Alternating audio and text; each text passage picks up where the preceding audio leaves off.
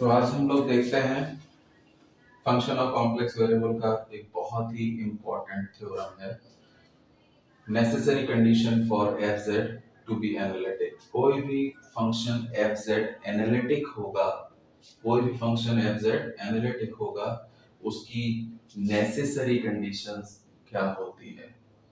Necessary condition के लिए हमें पता होना चाहिए कि कोई भी फंक्शन एनालिटिक होगा अगर वो सीआर इक्वेशंस, कॉची-रीमन इक्वेशंस को सेटिस्फाई करेगा। ये इसकी नेसेसरी कंडीशन कहलाती है, एक थ्योरम के रूप में दी है जिसका प्रूफ आज हम आपको के साथ डिस्कस करेंगे और आई होप आपको समझ में आएगा। तो उसका स्टेटमेंट क्या है थ्योरम का?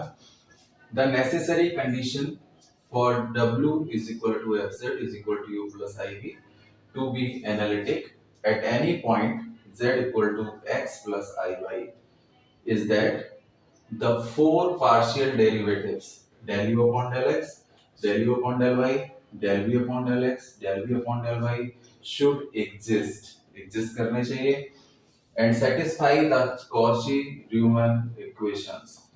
इसको शॉर्ट में CR equations भी बोलते हैं। That is del u upon del x is equal to del v upon del y and del u upon del y is equal to minus del v upon del x।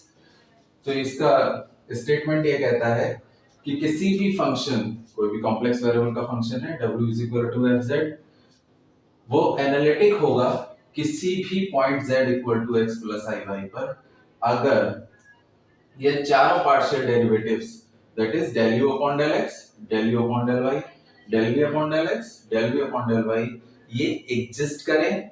मतलब u plus I we में del u upon del x, del u upon del y, del v upon del x, del v upon del y exist करने चाहिए और ये CR equations को satisfy करने चाहिए। तो CR इक्वेशंस हैं del u upon del x is equal to del v upon del y and del u upon del y is equal to minus del v upon del x।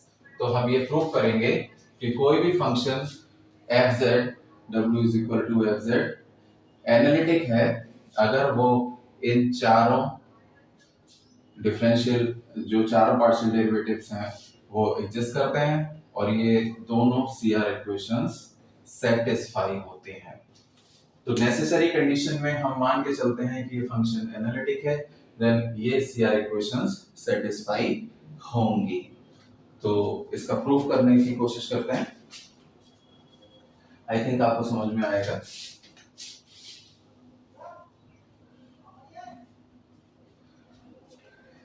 Late fz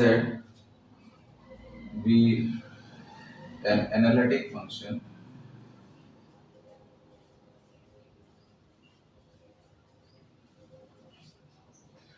कोई भी एक function हमने ले लिया fz, वो एक analytic function है eight point z इन ए reason r।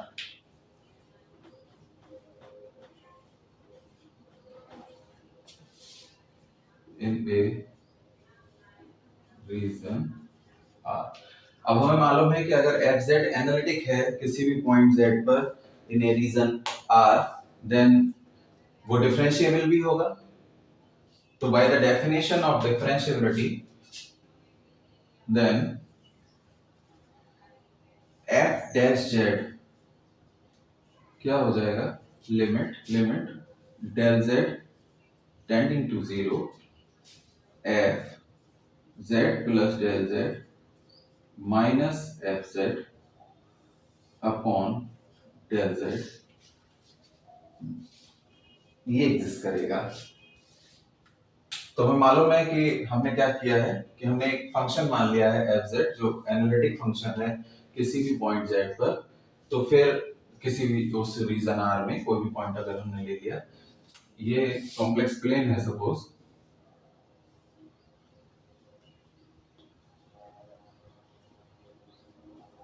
और ये कोई रीजन है आर, इसमें कोई पॉइंट है जेड, ये फंक्शन एफ जेड एनालिटिक है हमने माना है इस रीजन आर में, इस पॉइंट जेड पर। तो इस पर ये फंक्शन डिफरेंशिएबल भी होगा और डिफरेंशिएबिलिटी की डेफिनेशन को फॉलो करता होगा। तो f dash z is equal to limit z del z tending to zero F Z plus del z minus F Z upon del z। ये फर्स्ट प्रिंसिपल होता है, इसको इक्वेशन नंबर 1 मान लें। अब हमें मालूम है, आई थिंक स्टेटमेंट को रफ कर देते हैं।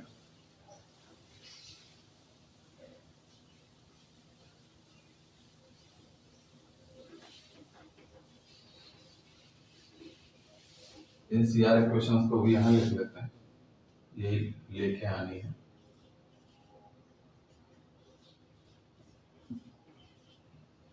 And del u upon del y minus del v upon del x।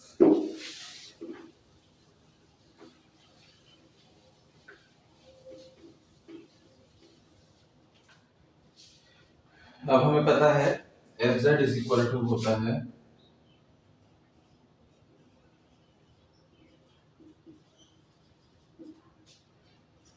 F z is equal to u plus i v. Then f Z plus del Z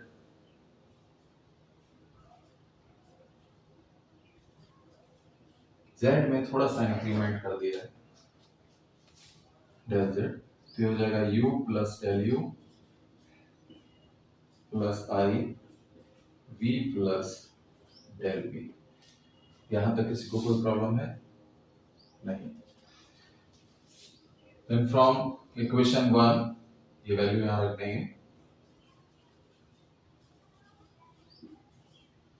F dash z is equal to limit del z tending to zero F Z plus del z की जगह पर this one u plus del u plus I v plus del v minus F z minus u plus I v upon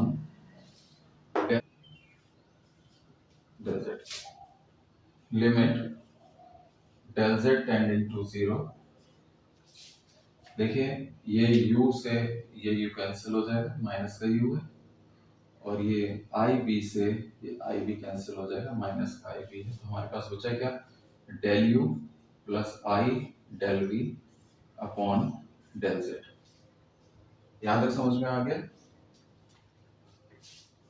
इसको ऐसे लिख लें, limit del z tending to zero del u upon del z plus i limit del z tending to zero del v upon del z।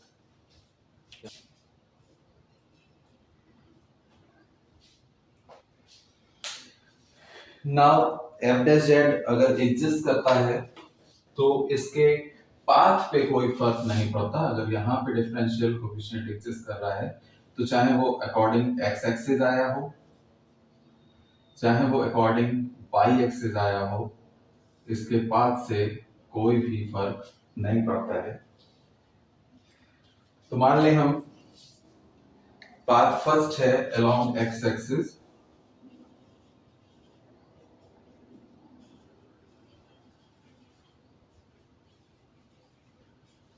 Along X axis में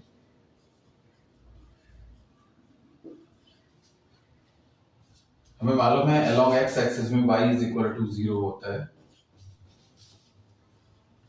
but on X axis y is equal to zero. तो जाहिर सी बात है del y is equal to ही zero होगा, and z is equal to x हो जाएगा, and del z is equal to del x हो जाएगा, del z is equal to del x हो जाएगा। इसको उठा के इक्वेशन 2 में रख दें। फ्रॉम इक्वेशन 2 ये हो जाएगा f dash z is equal to limit del z की जगह पे डेल एक्स लिख लें, del x tending to zero del u upon del x plus i limit del x tending to 0 del v upon del x. By the definition of partial differential ये हो जाएगा del u upon del x plus आई del v upon del x. ये है f dash z. Equation number इसको 3 मान लें. Path change कर दें along path 2 y axis की तरफ. दूसरा पाथ ले लें path second along y axis.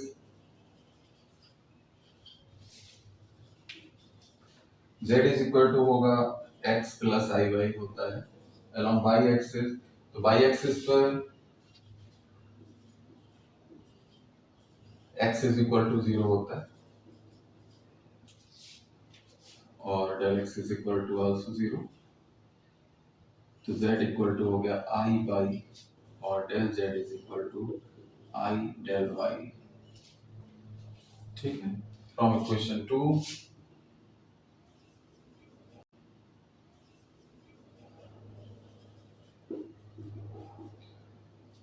f dash z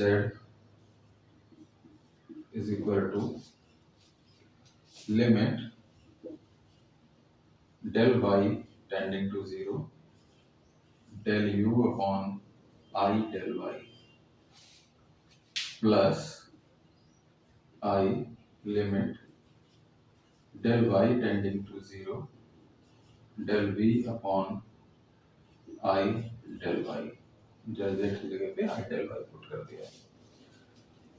यहां से क्या हो जाएगा, I से ऊपर नीचे मल्टीप्लाई कर दें तो ये हो गया I स्क्वायर दैट इज -1 और ऊपर हो गया I तो ये हो गया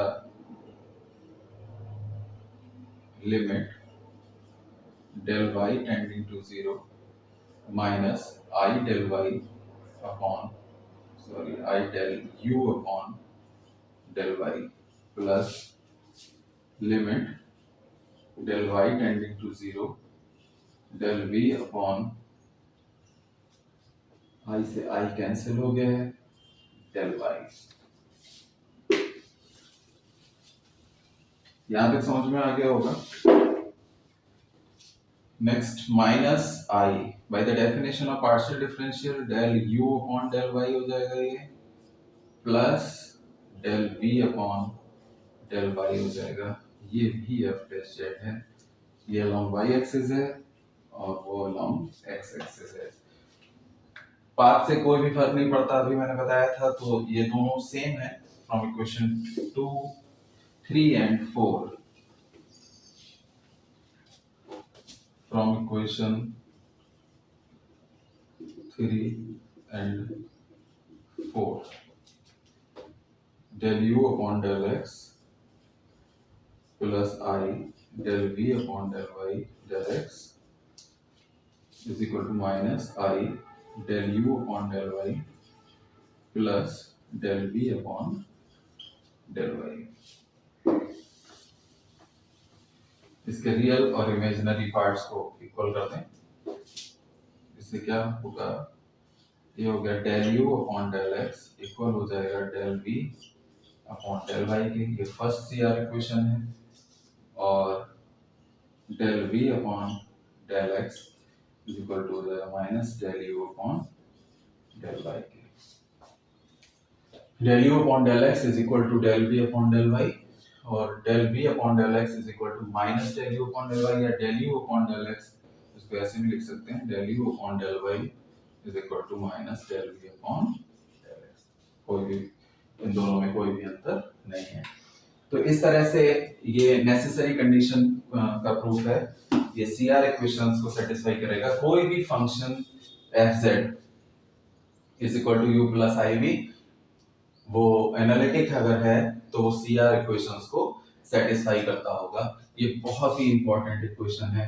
ये एग्जाम में बहुत पूछी जाती हैं. एग्जाम में क्वेश्चन जो मल्टीपल चॉइस क्वेश्चन होते हैं उनमें भी ये आती है और जो हमें सॉल्व करने होते हैं कि किसी फंक्शन को एनालिटिक को प्रूव कैसे करेंगे। तो सिंपल सा वो फंक्शन दिया होगा, उसके रियल पार्ट को यू मान लेंगे और इमेजिनरी पार्ट को भी मान लेंगे, और फिर उससे del u upon del x निकालेंगे, del u upon del y निकालेंगे, del u upon del y, del u upon del x निकाल के और इसमें पुट कर देंगे। अगर ये सीआर इक्वेशन सेटिस्फाई करती हैं तो फंक्शन एनालिटिक होगा, अदरवाइज वो एनालिटिक नहीं होगा। इसकी सफिशिएंट कंडीशन और है कि मतलब अगर सीआर इक्वेशन को फंक्शन सेटिस्फाई करता हो तो फंक्शन एनालिटिक होगा। इसको हम अगले वीडियो में करेंगे, तब तक के लिए थैंक यू।